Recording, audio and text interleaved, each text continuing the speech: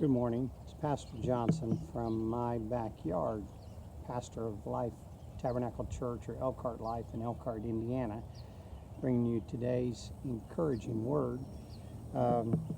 We've been looking in John chapter 21, and we're going to conclude the book of John.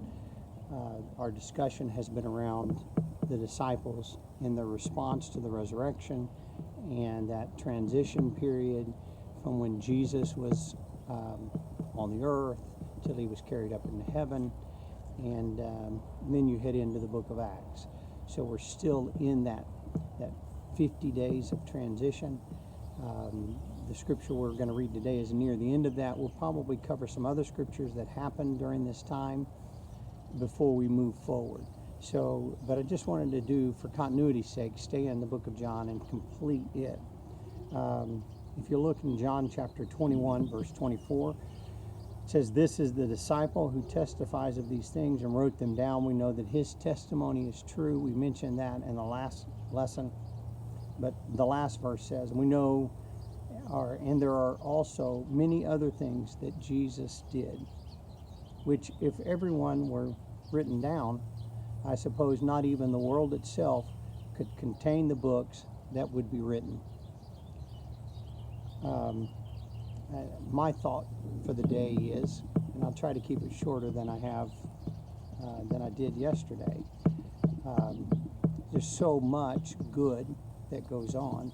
There's so many miraculous things that happen. We started reading a while back about gifts and surprises, and I don't know that the Lord has begun working more than he had done previously, but he certainly has brought our awareness forward that we get many benefits from serving the Lord. Bills paid off. Titus had a video that he sent out to his church of the miracles.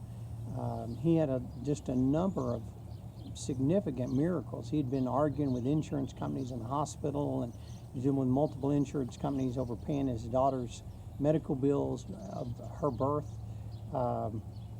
And they were $34,000 or something like that of medical expenses to have a child.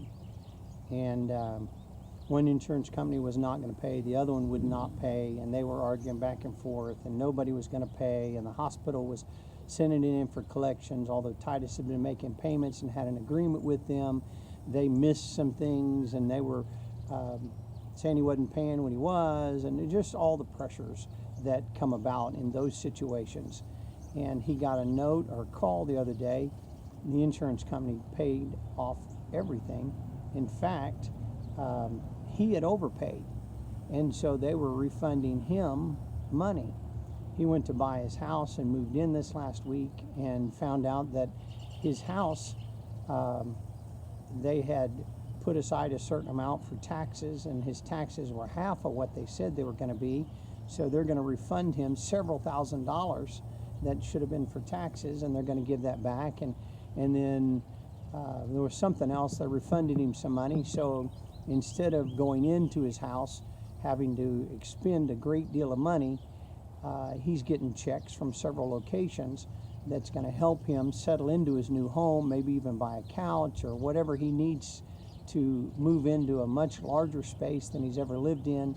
It's a beautiful house, 100 years old, but completely redone, and a very, very nice space to begin pastoring. It's only about, I think, 3 blocks from the church, so it's very close. He can walk and does walk back and forth, and he has an opportunity to do what he felt like he was meant to do at this point in his life, and that's pastor in Sandwich, Illinois, and to pastor close by and live close by to be able to minister to the people in that community.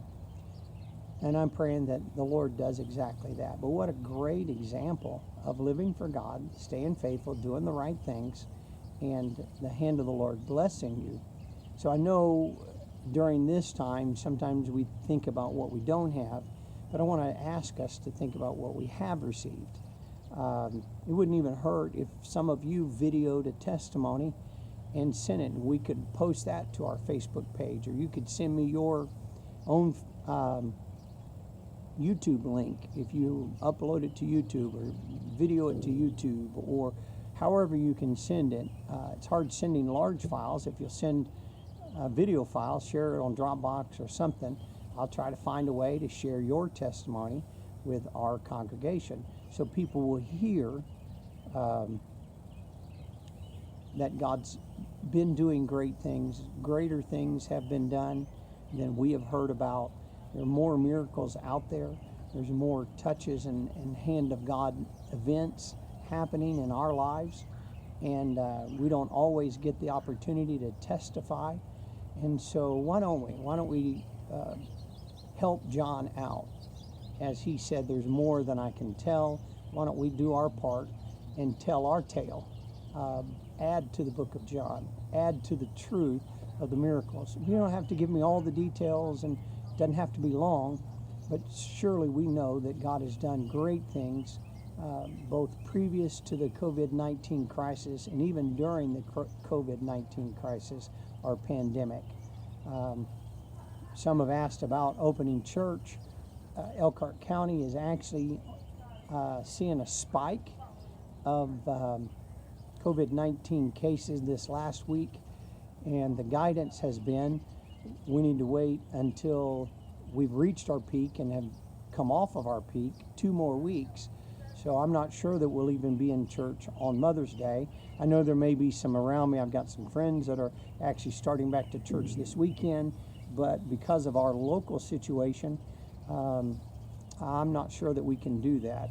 I am open to hear from you and what you think about it.